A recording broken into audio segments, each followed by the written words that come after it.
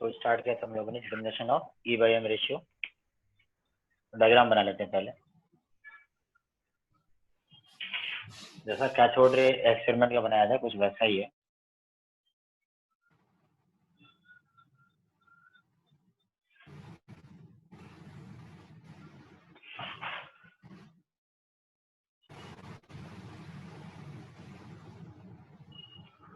किसी का म्यूट नहीं है, म्यूट करिए सभी लोग। प्रणव आपका म्यूट नहीं है एक्चुअली,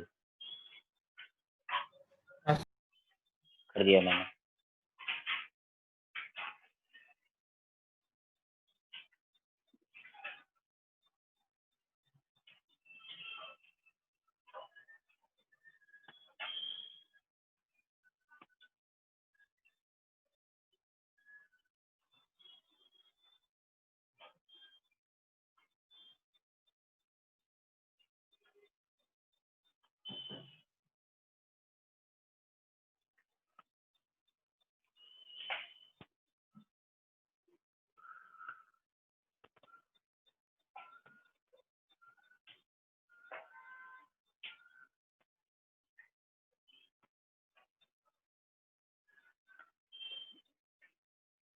ये एनोड जो है ये वाला परफोरेटेड रहेगा, मतलब उसमें होल्स रहेंगे। सर्कुलर प्लेट मान लीजिए, तो ये डिस्चार्ज ठीक हो गया।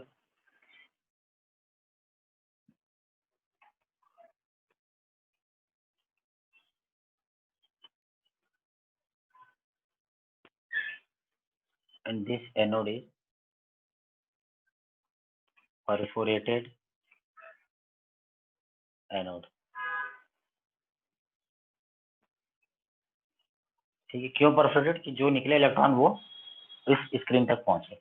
और ये स्क्रीन जो है ये नॉर्मल स्क्रीन नहीं होते, इसको बोलते हैं फ्लोरेसेंस स्क्रीन। और ये फ्लोरेसेंस स्क्रीन बना होता है जिंक सल्फाइड से। ZnS का कोटिंग होता है।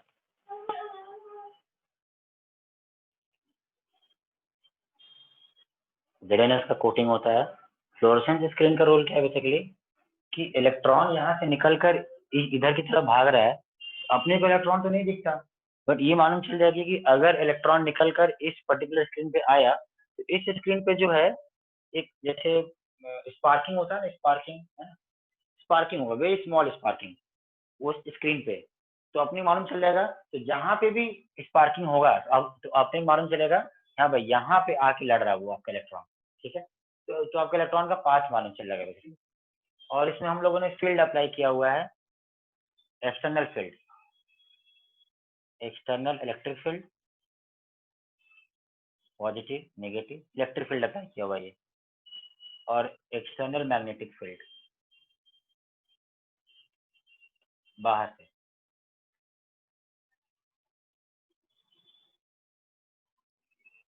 नॉर्थ साउथ, वो आपकी मर्जी, नॉर्थ साउथ ऐसे रखिए, साउथ नॉर्थ, कोई रूल नहीं है। प्लस यहाँ रखिए, माइनस यहाँ रखिए, या फिर प्लस इधर माइनस इधर, कैसे भी करिए। ठीक है, बट इलेक्ट्रिक फील्ड और मैग्नेटिक फील्ड अभी है, अभी ऑन नहीं किया मान लीजिए फिलहाल। ठीक है, सेटअप बना लिया था। अब इसके अंदर और जैसा हम लोग कैथोड देखा था वैसे ही रखा होगा।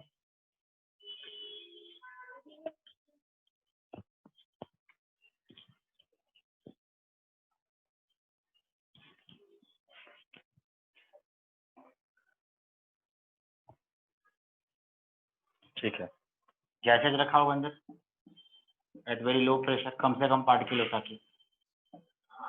ठीक है, अब देखो अब क्या होगा, सेटअप बना लीजिए पहले।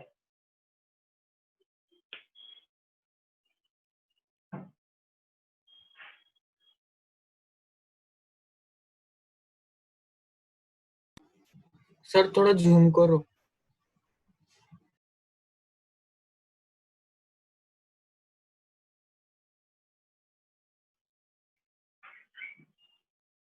नहीं दिख रहा है क्या? जूम करना पड़ेगा। सर दिख रहा है, मतलब उनसे पूछ लीजिए, उनको अगर नहीं दिख रहा होगा तो। किसने बोला जूम करो वैसे? और सर सर कोई भी मैं डिस्टर्बेंस नहीं है ऑडियो या वीडियो का। हाँ, इसमें लाइसेंस वाले भी नहीं आता है जनरली। एलिमेंट्स आईडी से प्रॉब्लम नहीं आता, कभी भी कंप्लेंट नहीं आया। दिख तो रहा है क्लियर बिल्कुल? सर ब्लर ब्लर आ रहा था थोड़ा मेरे इसमें, may be my network problem. हाँ, ये बोथ साइड के नेटवर्क पे डिपेंड करता है।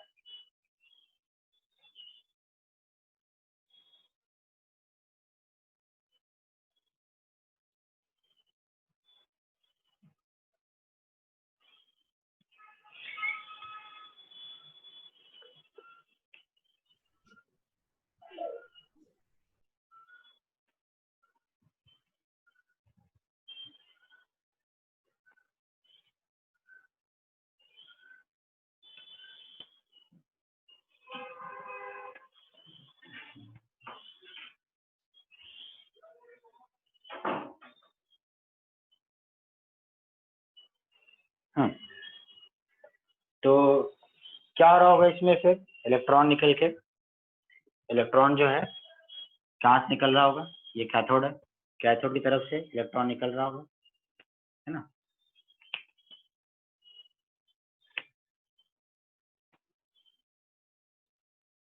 कैथोड। तो अब इलेक्ट्रॉन निकलेगा, अभी देखिए अभी फील्ड ऑफ है पूरा, ठीक है, इलेक्ट्रॉन फील्ड ऑफ है। इलेक्ट्रॉन निकलेगा और ये परफोरेटेड गैस, मतलब उसमें होल्स है कैथोड में, सॉरी एनोड में, ताकि इलेक्ट्रॉन पार हो जाए इसके। तो इलेक्ट्रॉन जो निकलेगा उसका पाथ क्या होगा? अभी ऐसा पाथ होगा, देखो अगर वो एनोड परफोरेटेड है तो बिल्कुल जो भी इलेक्ट्रॉन निकलेगा बिल्कुल स्ट्रेट पाथ होगा, और स्ट्रेट पाथ होगा, और यहाँ पे जैसे चलेगा इस तरह, यहाँ पे क्या होगा? वेरी स्मॉल स्पार्किंग होगा। स्पार्किंग की वजह से आपने मालूम चल जाएगा कि इलेक्ट्रॉन यहाँ पे आके स्ट्राइक कर रहा है। क्लियर है? देखो ठीक है। अब ये तो हो गया नॉर्मल नॉर्मल केस। अब मैं क्या करूंगा? अब इलेक्ट्रिक फील्ड ऑन करूंगा। इलेक्ट्रिक फील्ड ऑन करूंगा तो इलेक्ट्रॉन का पाथ कैसा होगा? ऐसा ही होगा, ऊपर की तरफ चला जाएगा या नीचे की तरफ आ जाएगा? इलेक्ट्रॉन किधर होगा शिफ्ट? सर ऊपर की तरफ। ऊपर की तरफ। क्यों? इलेक्ट्रॉन्स नेगेटिवली चार्ज होते हैं और वो पॉजिटिव की तरफ अट्रैक्ट होंगे। इलेक्ट्रॉन का खुद का नेचर क्या है यहाँ पे? आपका नेगेटिवली चार्ज, तो वो किसकी तरफ होगा? अट्रैक्ट, पॉजिटिव तरफ। तो अब ये इलेक्ट्रिक फील्ड बाहर का ऑन किया जो अलग से, ये ऑन करने के बाद इसका पाथ कुछ ऐसा हो जाएगा।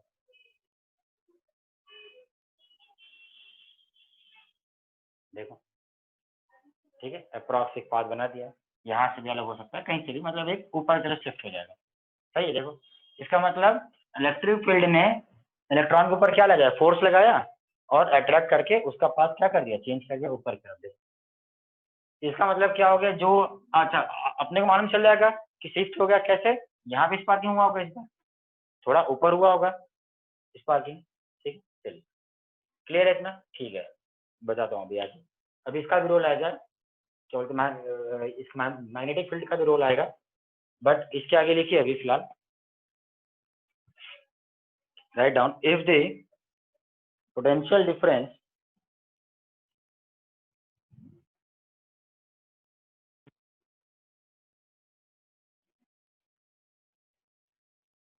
if the potential difference V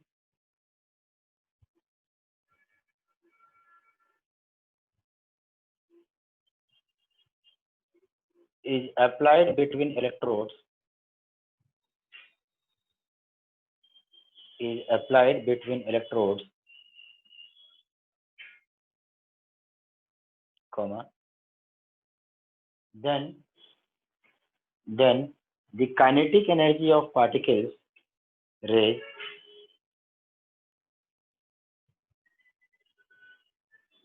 then the kinetic energy of particles rays will be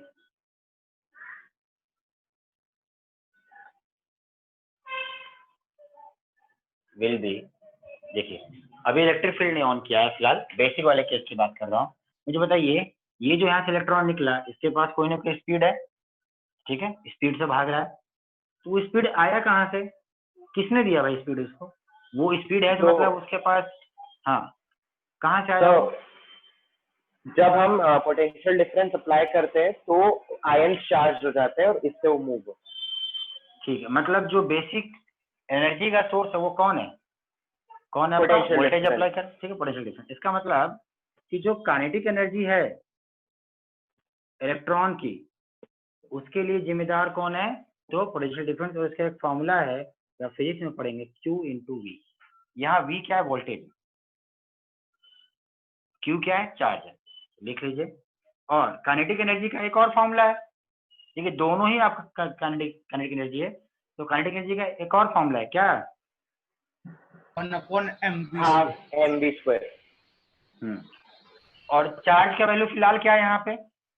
charge का वैल्यू क्या है? E।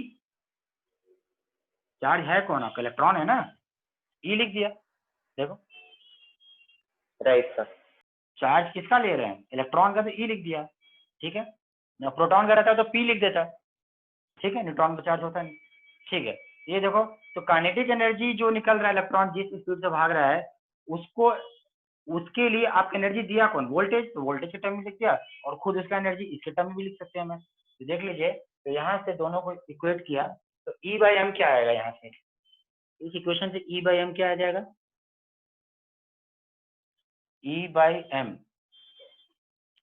तो v²/2v आएगा। ध्यान रहे, ये भी अलग है, ये भी अलग है, ये वोल्टेज और एक स्पीड है, कैंसिल मत कर दीजिएगा उसको, ठीक है। इक्वेशन 1। अच्छा, अपना टारगेट क्या है निकालना? E/m ratio. E/m ratio, target तो पूरा हो गया, कहानी खत्म। कहानी खत्म हो गया क्या यहाँ पे? क्या नहीं पता है? तो क्या नहीं पता इसमें? राइट हैंड साइड वेलोसिटी नहीं पता सर पार्टिकल्स की।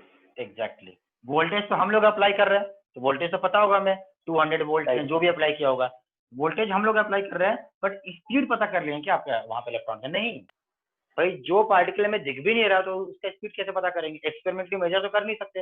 इसका मतलब क्या हुआ कि इस इक्वेशन में अगर किसी तरीके से स्पीड निकाल लें, या फिर स्पीड को ऐसे टर्म्स मिले हैं जो नोन टर्म्स हैं, जो हम अप्लाई कर रहे हैं, तो फिर सॉल्व हो गया प्रॉब्लम, ठीक है। चलिए, तो फिलहाल इस इक्वेशन में लिख लीजिए टर्म्स क्या क्या है। टर्म्स लिख लीजिए, लिखना स्टार्ट कर दीजिए। Where Q is charge of particles, capital V is voltage applied, बाकी आप खुद से लिख लीजिएगा। M is mass of particle, V is speed of particle, पता आपको ना, स्मॉल भी लिख दे रहा हूँ,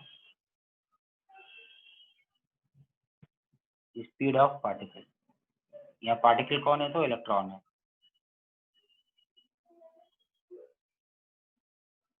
ठीक है।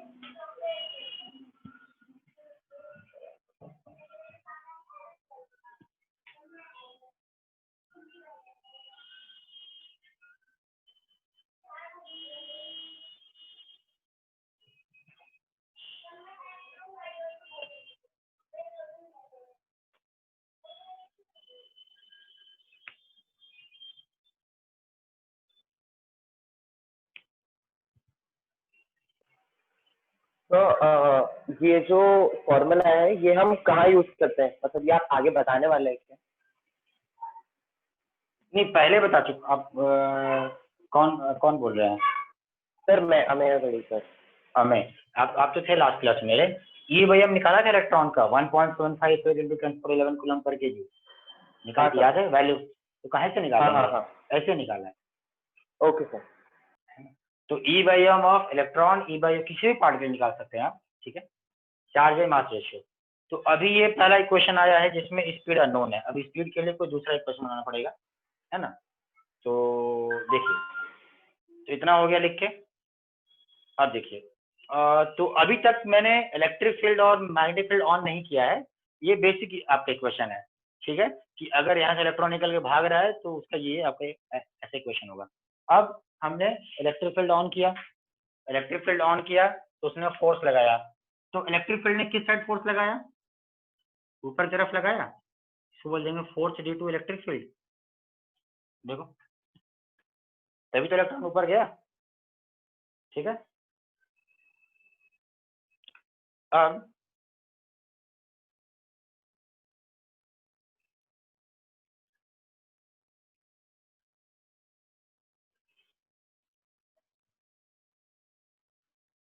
अब इलेक्ट्रिक फील्ड ऑन किया, ऊपर गया इलेक्ट्रॉन। अब मैं क्या करूंगा, अब यहाँ पे मैग्नेटिक फील्ड भी ऑन करूंगा, और मैग्नेटिक फील्ड को इस तरीके से सेट किया होगा मैंने, मतलब नॉर्थ और साउथ किस तरह से एडजस्ट किया होगा कि मैग्नेटिक फील्ड का फोर्स, अच्छा मैग्नेटिक फील्ड का फोर्स का डायरेक्शन अभी नहीं करूंगा एक्सप्लेन, आप लोगों के लिए कॉम्प्लेक्स हो जाएगा। इलेक्ट्रिक फील्ड सोचना बहुत आसान है, मैग्नेटिक फील्ड में आसान नहीं है, उसमें वो वाला फॉर्म लगता है QVB, charge speed and B का डायरेक्शन, नॉर्थ टू साउथ, ये वाला rule, right hand thumb rule लगता है, फ्लेमिंग। ठीक है। हाँ तो आप पढ़ेंगे 12th में, फिजिक्स में है, ठीक है। तो अभी नहीं उसमें जाता मैं, ठीक है, अभी वो जान के भी अपन इसमें कोई हेल्प नहीं मिलेगा, टाइम वेस्ट होगा। फिलहाल के लिए सिर्फ मैं क्या बोल रहा हूँ कि अब ऑन करूंगा मैं मैग्नेटिक फील्ड, और उसको इस तरीके से सेट किया मैंने कि उसका फोर्स नीचे की तरफ लगे, force due to magnetic field. तो नीचे की तरफ इतना फोर्स लगाऊंगा कि जितना इलेक्ट्रॉन ऊपर शिफ्ट हुआ था वापस वहीं आ जाए, वापस से वहीं आ जाए, और आपको कंटिन्यूअस वो स्पॉट जो है ऐसा दिखते रहता है, ठीक है। ये एक्सपेरिमेंट जो है इंजीनियरिंग फर्स्ट ईयर में किया हम लोगों ने, ठीक है, फिजिक्स के अंदर। तो एक ऐसा सेटअप रहता है, देखिए सेटअप बनाऊंगा आपको ना, एक एस्टिमेट। अच्छा एक चीज और बता दूं, ये जो आपको दिख रहा है सेटअप ना, ये बेसिकली पहले का टेलीविजन सेट है। ये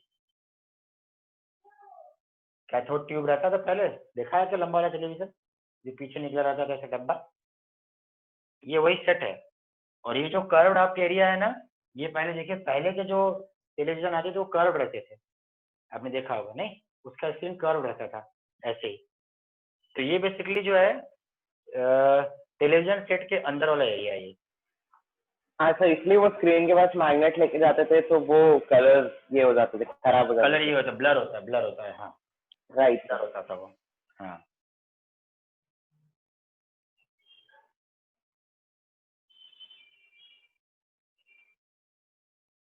हम्म, 12th का भी लेक्चर है।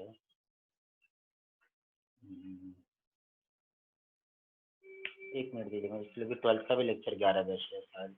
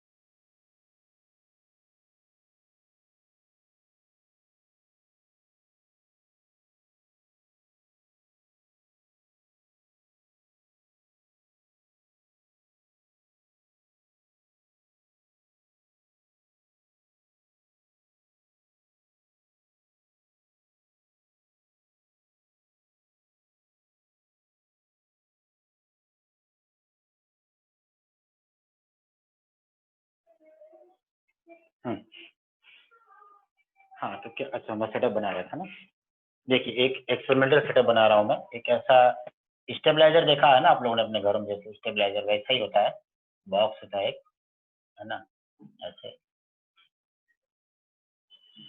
ठीक है। तो यहाँ पे 3 ऐसे नॉब होते हैं, जैसे वो FM अपना वो देखा होगा ना, FM आता है, FM बॉक्स, है ना, FM वाला, तो FM बॉक्स की तरह होता है। यहाँ पे 3 नॉब होते हैं, FM में जैसे साउंड अपन कम ज्यादा करने के नॉब रहता है, तो 3 नॉब होते हैं। एक नॉब हो गया वोल्टेज का, एक नॉब हो गया इलेक्ट्रिक फील्ड स्ट्रेंथ का, और एक नॉब हो गया मैग्नेटिक फील्ड स्ट्रेंथ का। और यहाँ पे स्क्रीन होता है, स्क्रीन मतलब ये वाला स्क्रीन, और उसमें से ग्राफ पेपर होता है ना, ग्राफ पेपर ऐसे स्केल्स बने होते हैं बहुत सारे, ऐसा ऐसा बना हुआ रहता है, ठीक है। तो जब बिल्कुल सामने जब आ रहा है सेंटर में, बिल्कुल जब सेंटर में आ रहा है तो यहाँ पे आ रहा होगा, देखिए बिल्कुल सेंटर में जब आ रहा है तो बिना कोई फील्ड अप्लाई किए ई और बी वापस फिर वोल्टेज अप्लाई किया है, पहला वाला बटन, पहला बटन ऑन किया वोल्टेज तो सेंटर में पड़ रहा होगा ऐसे, बिल्कुल उसके बीचों बीच सेंटर में आ रहा होगा। जैसे ही इलेक्ट्रिक फील्ड ऑन किया, जैसे इलेक्ट्रिक फील्ड ऑन किया तो कहाँ शिफ्ट हो गया था, ऊपर, उसी लाइन में ऊपर शिफ्ट हो गया, लीजिए ऊपर शिफ्ट हो गया। मैग्नेटिक फील्ड को अब ऑन किया तो उसका फोर्स नीचे लग रहा होगा, ऐसा तो होगा नहीं कि ऑन करते ही नीचे लगेगा, मतलब पूरा नीचे आ जाएगा, धीरे धीरे जाएगा नहीं, धीरे धीरे जाएगा, मतलब आपको नॉब इंक्रीज करते जाना है। नॉब तब तक इंक्रीज करना है जब तक वो नीचे जाते जाते उसी लोकेशन पे ना आ जाए वापस। ये जो मार्किंग है उसी ये छोटा सा डॉट दिखता है, वो आपने लेजर लाइट देखा होगा ना, लेजर लाइट है ना, तो लेजर लाइट जैसा दिखता है वो डॉट, ये जो मैं बोल रहा हूँ ना ऐसा स्पार्किंग, लेजर लाइट जैसा दिखता है, ग्रीनिश ब्लू कलर का, रेड नहीं दिखता है, ग्रीनिश ब्लू कलर का लेजर लाइट। तो ये आपको लाइट कंटिन्यूस दिखेगा, ऊपर जा रहा है फिर नीचे, जैसे जैसे मैग्नेटिक फील्ड ऑन करेंगे नीचे आता जाएगा, क्यों नीचे आ रहा है, तो इसका फोर्स कहाँ लगेगा, नीचे की तरफ, ठीक है। तो जिस टाइम पे वापस वहीं आ गया, ये पॉइंट ऊपर गया वापस वहीं आ गया, मैं बोल सकता हूँ जितना फोर्स इलेक्ट्रिक फील्ड ने अप्लाई किया ऊपर की तरफ, उतना ही फोर्स किसने अप्लाई किया, मैग्नेटिक फील्ड ने, कहा, नीचे की तरफ। देखो तो ऐसा बोल सकता हूँ क्या, देख लो कोई डाउट हो तो पूछो।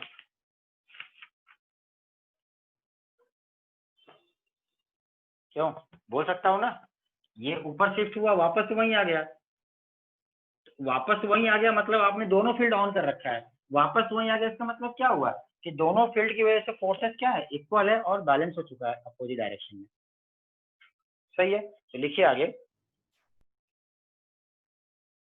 तो ये देखिए ई क्या है, व्हाट इज ई, वी तो वोल्टेज हो गया हम अप्लाई कर रहे हैं, ई क्या है, इलेक्ट्रिक फील्ड का स्ट्रेंथ, कितना स्ट्रॉन्ग इलेक्ट्रिक फील्ड है, राइट सर। ठीक है। और बी क्या है, कैपिटल बी तो मैग्नेटिक फील्ड का स्ट्रेंथ है, एम से नहीं करते डिनोट, उसको बी से करते हैं, ठीक है। Okay sir.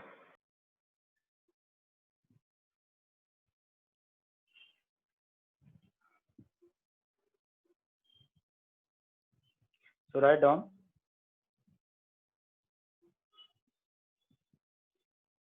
now electric and magnetic field applied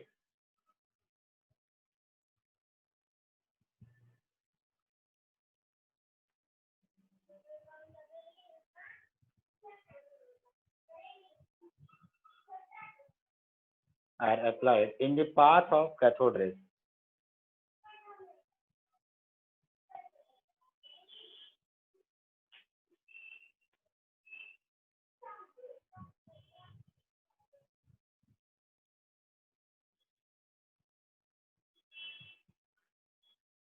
In the path of cathode rays, comma, such that they pass the fields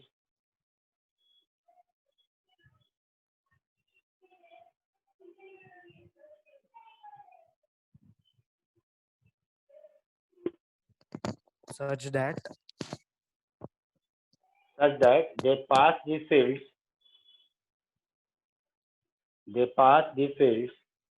without any deviation.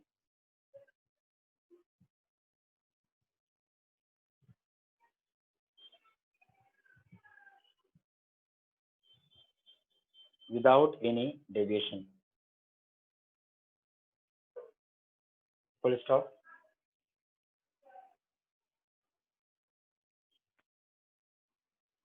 Without any deviation. Full stop. और समझ में आ रहा है ना कि आपने दोनों फील्ड भी अप्लाई कर दिया फिर भी वो सीधे लाइन पे चल रहा है, ऐसा तभी हो सकता है जब force due to electric field is equal to force due to magnetic field. देखिए सही लिखा है, सही पॉसिबल है इलेक्ट्रिक फील्ड का फोर्स मैग्नेटिक फील्ड क्या हो जाए, बैलेंस हो जाए। तो इलेक्ट्रिक फील्ड का फोर्स का फॉर्मूला ये भी पहली बार लिखूंगा, ठीक है, जितने भी फॉर्मूला लिख रहा हूँ ये सब कभी न कभी आपको आने वाले 2 साल में फिजिक्स या केमिस्ट्री में करने के पढ़ लेंगे आप।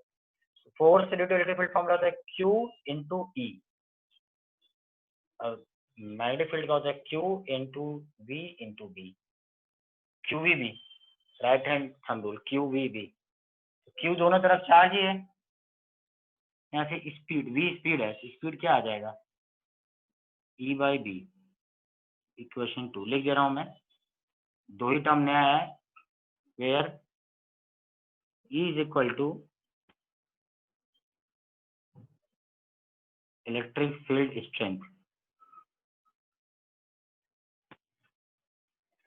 And B is equal to, मतलब कितना पावर है मैग्नेटिक फील्ड वाला इलेक्ट्रिक फील्ड का, मैग्नेटिक फील्ड स्ट्रेंथ।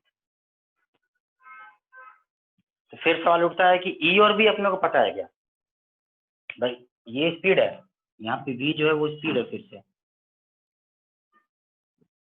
तो स्पीड तो निकाल लिया हमने E और B के टर्म में, बट फिर से क्वेश्चन है कि E और B हमें नोन है क्या, बताइए।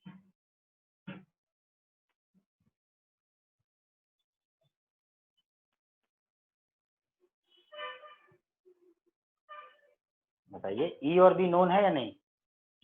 अरे हाँ, yes sir.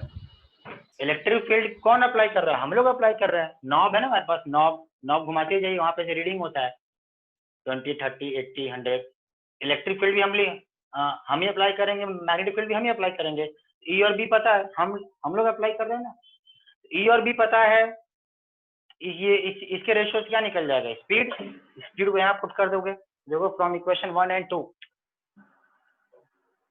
Yes sir. From equation 1 and 2 क्या आ जाएगा,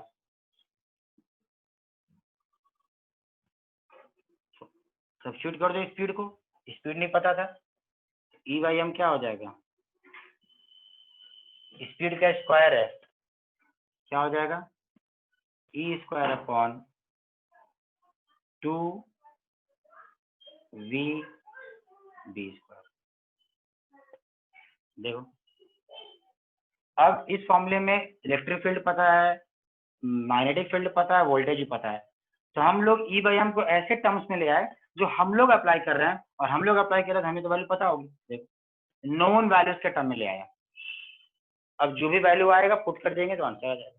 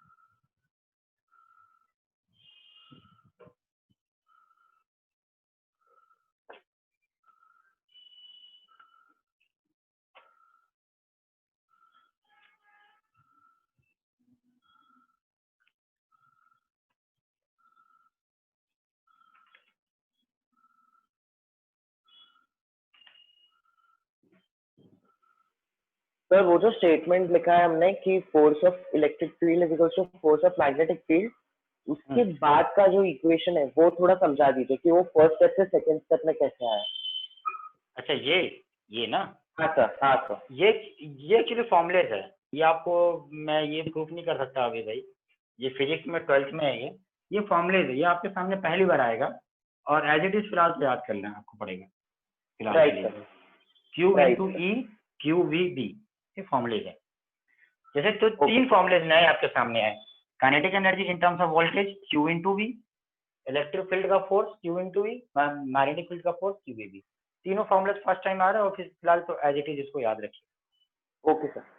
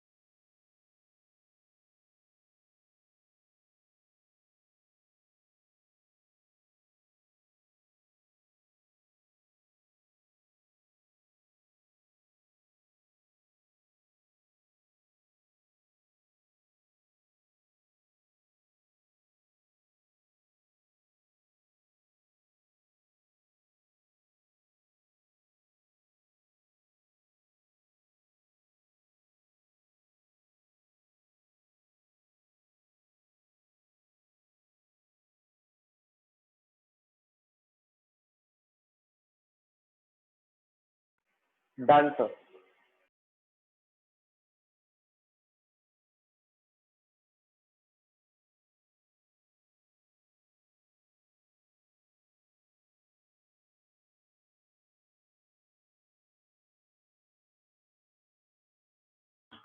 एक क्वेश्चन लिखिए,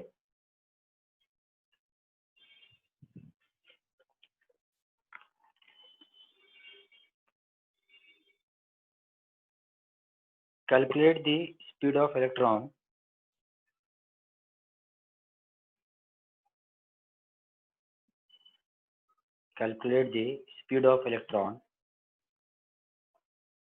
accelerated from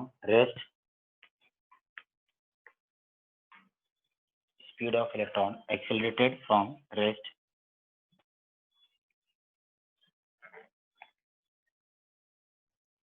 from the potential difference of 100 volt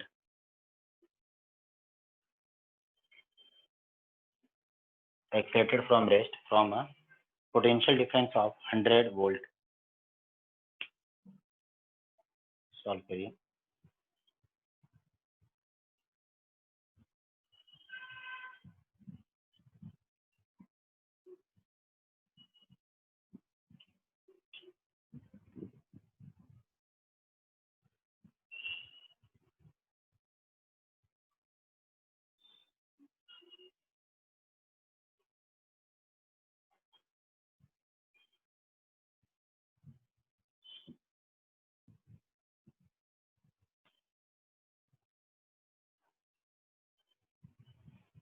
ठीक है, समझ में आ रहा है क्या करना है?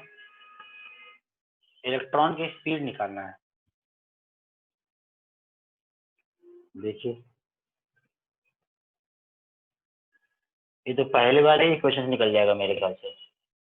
अच्छा, इलेक्ट्रॉन का चार्ज और मास की वैल्यू आपको लगेगी, तो वो मैं इस फिलहाल इस क्वेश्चन देता हूँ, हम लोग अभी आगे सीख ही लेंगे चार्ज और मास की वैल्यू क्या है। इलेक्ट्रॉन का चार्ज है 1.602 10⁻⁹ कूलम और इलेक्ट्रॉन का मास है, अप्रोक्सीमेशन कर सकते हैं आप, 9.109 इंटू 10⁻31 kg इलेक्ट्रॉन का मास है। फिलहाल वैल्यू दे दिया मैंने, बट हम लोग अभी आगे के टॉपिक में देखने वाले हैं कि ये कैसे आया, ये कैसे आया, सब कैलकुलेट करने वाले हैं।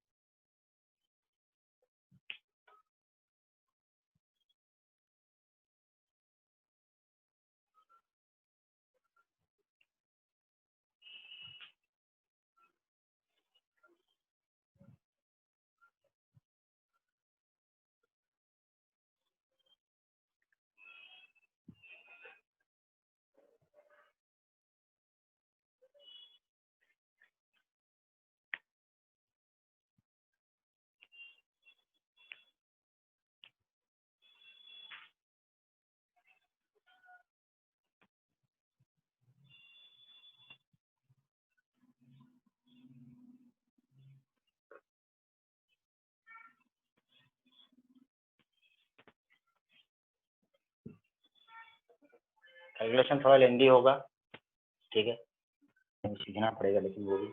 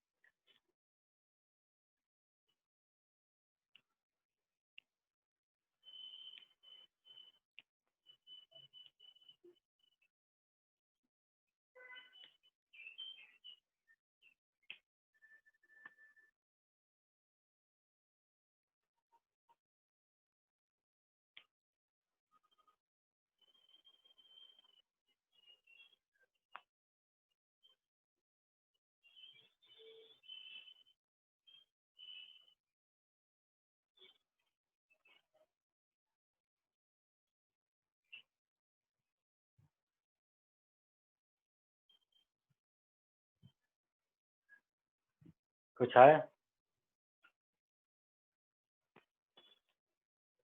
किसी का?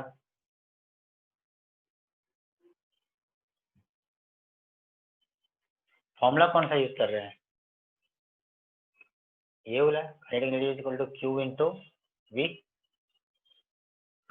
ये यूज कर रहे हो ना, half mv square is equal to ev,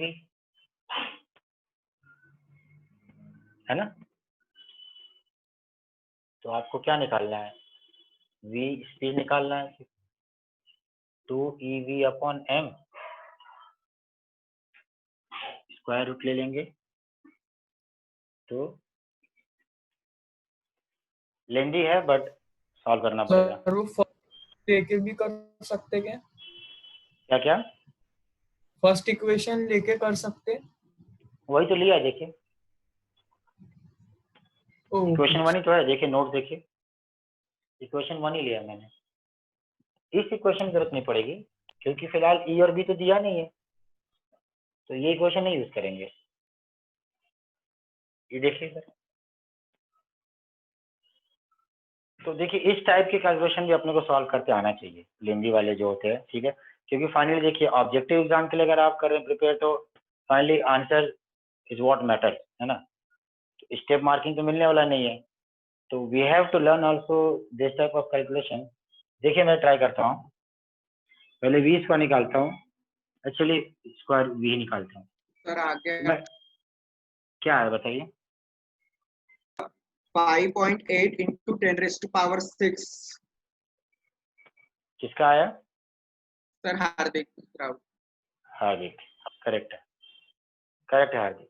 5.899 ऐसे अप्रोक्सीमेटली इंटू 10⁶ मीटर पर सेकंड, ठीक है? तो इलेक्ट्रॉन का स्पीड जो है बेसिकली वो 10⁶ ऑर्डर का ही होता है, ठीक है? ध्यान रखिएगा, लाइट की स्पीड से 100 टाइम्स कम। लाइट की स्पीड का ऑर्डर क्या आता है? 10⁸, ठीक है? इलेक्ट्रॉन की स्पीड उससे 10⁶ मतलब 100 टाइम्स कम होता है, ओके? तो ई का वैल्यू रख दीजिए अप्रोक्सीमेटली 1.6 लिख देता, ये 0.2 नहीं रखूंगा, है ना? कोई ज्यादा फर्क नहीं पड़ेगा। 1.6 इंटू 10⁻19, वोल्टेज क्या था? 100 अपॉन मास, मास भी 9.1 रखूंगा, 9.09 छोड़ दूंगा, 10⁻31। देखिए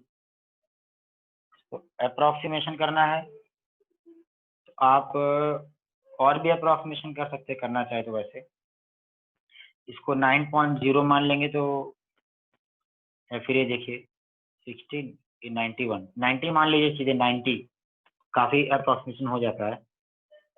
तो 16 टू जा 32 और इसको 90 मान लीजिए, तो देखिए तो 2 इंटू 16 अपॉन 90,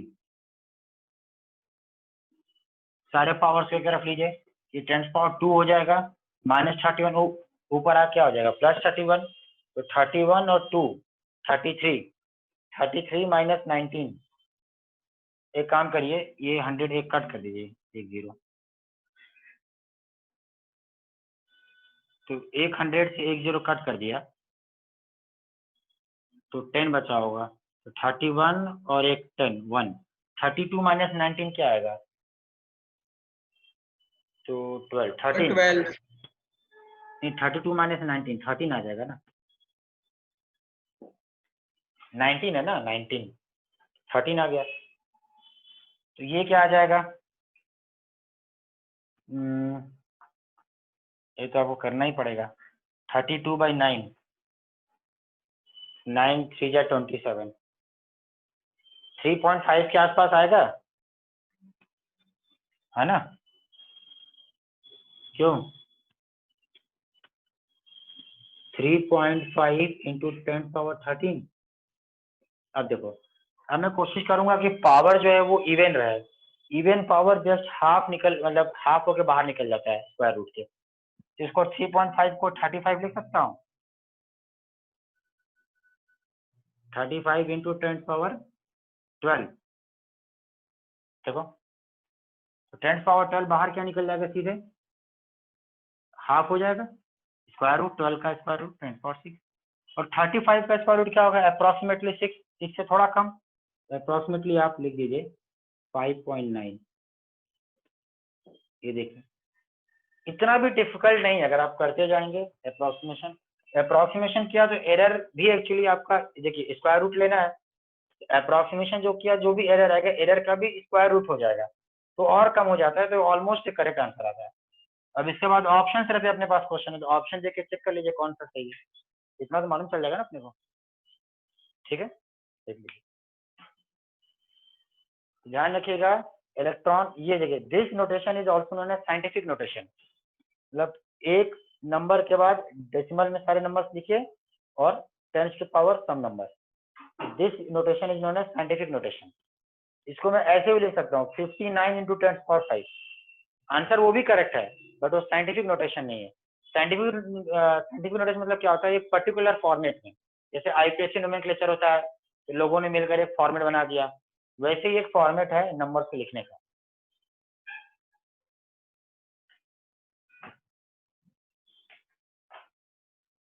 ठीक है, नोट डाउन कर लीजिए।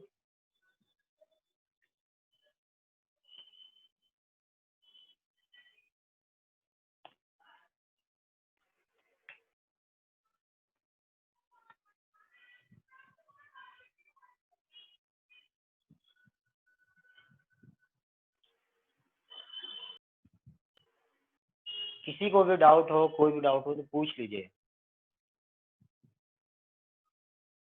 कहीं पे भी।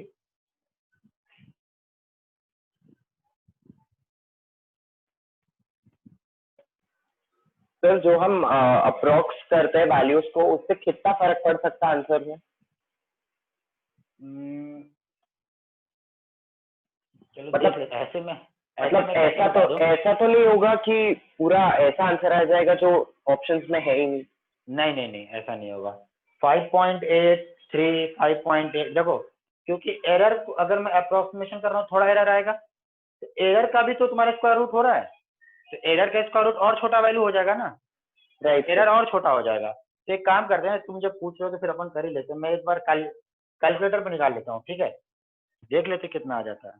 तो अभी तो मैं भी नहीं बता सकता ऐसे कि कितना आएगा, क्यूब रूट में अलग वैल्यू आएगा, इसमें अलग आएगा, तो रहने दीजिए सर, ये आंसर आ रहा है सही तो चलेगा। हाँ 5.9 अप्रोक्सीमेटली आता है। नहीं कर ही लेता हूँ ना, मेरा ही मन कर रहा है। 2 इंटू 1.602 डिवाइडेड बाई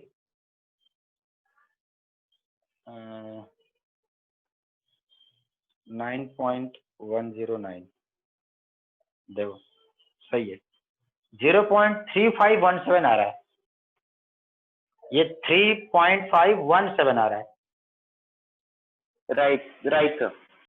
ठीक है, तो ऑलमोस्ट अपन जो है सही जा रहे हैं।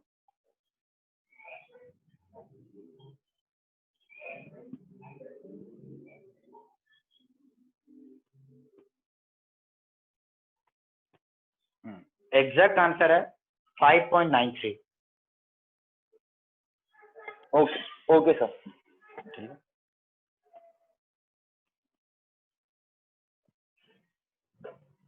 चलिए तो ये देखिए, तो ई बाई एम कम्प्लीट हो गया। अब नेक्स्ट क्लास में कंटिन्यू करेंगे, 5 मिनट टाइम है अपने पास, फिर भी वो 5 में भी कुछ हो नहीं पाएगा। मिल्किंस ऑयल ड्रॉप एक्सपेरिमेंट, इलेक्ट्रॉन का चार्ज कैसे निकाला, यहाँ तो मैंने दे दिया पहले, गिवन वैल्यू था, बट ये आया कैसे और चार्ज निकल, देखिए अब देखिए ई बाई एम निकाल लिया आपने, ध्यान देखिए ई बाई एम निकाला है, तो अपने को ना ई पता है ना एम पता है, अपने को ई बाई एम पता है, ठीक है। तो अगर किसी तरीके से ई निकाल लो, तो ई बाई एम पता है, ई पता है, तो मास ही निकाल लेंगे फिर, सही है ना। y बाई एक्स निकल गया, y निकल गया तो x भी आ जाएगा फिर, तो e निकालेंगे हम लोग नेक्स्ट मिल्किंस ऑयल ड्रॉप एक्सपेरिमेंट से। e निकलते ही m निकल जाएगा और इलेक्ट्रॉन कंप्लीट हो जाएगा। Yes sir. ठीक है, सो नेक्स्ट क्लास में कंटिन्यू करेंगे। तो होमवर्क फिलहाल यही है, आपको असाइनमेंट मिलेगा एक 8 से 9 के 8 के टॉपिक पे शायद मिलेगा, कंबशन एंड फ्लेम पे, शायद मुझे याद नहीं है कि किस पे असाइनमेंट है, जो भी मैसेज आ जाएगा आपको। और सेकेंडली आपको 11th का एनसीईआरटी आप लोग डाउनलोड कर लीजिए, या फिर मार्केट में मिलने लगा तो खरीद लीजिए अभी, क्योंकि लेना तो है ही अपने को, एनसीईआरटी तो लेना ही पड़ेगा। फिलहाल अगर काम चलता है तो ऑनलाइन आप डाउनलोड कर लीजिए एनसीईआरटी की वेबसाइट से, और ये एटॉमिक स्ट्रक्चर रीड करके आइए थोड़ा। एनसीईआरटी में हार्डली 2 to 3 पेजेस में है ये सब, ठीक है, तो वो रीड करके आइए एनसीईआरटी। सर आप बस वो मेरे और प्रणव के असाइनमेंट का थोड़ा देख लीजिएगा, क्योंकि हमने दोनों ने ही सबमिट कर दिया। मैंने तो कर दिया था, 4 बार सबमिट किया सर मैंने, फिर भी नहीं हुआ वो। ठीक है, देख लो। और सर एक क्वेश्चन था, मतलब टॉपिक से रिलेटेड तो नहीं है। हाँ बोलो। पूछ लूँ सर? हाँ बिल्कुल पूछो। सर हम अर्थ के सरफेस पे कहीं पे भी एब्सोल्यूट वैक्यूम नहीं क्रिएट कर सकते, ऐसा क्यों है सर? एक्चुअली अर्थ के सरफेस की बात नहीं, आप कहीं भी एब्सोल्यूट वैक्यूम नहीं कर सकते create due to error in the instrument. आप जो मशीन यूज कर रहे हो बेसिकली, एब्सोल्यूट वैक्यूम क्रिएट करना मतलब एटमॉस मतलब प्रेशर क्या हो जाए, 0 हो जाए, राइट सर ना। तो अब देखो ऐसा कोई इंस्ट्रूमेंट बन ही नहीं सकता, उसमें एरर रहेगा, राइट है ना।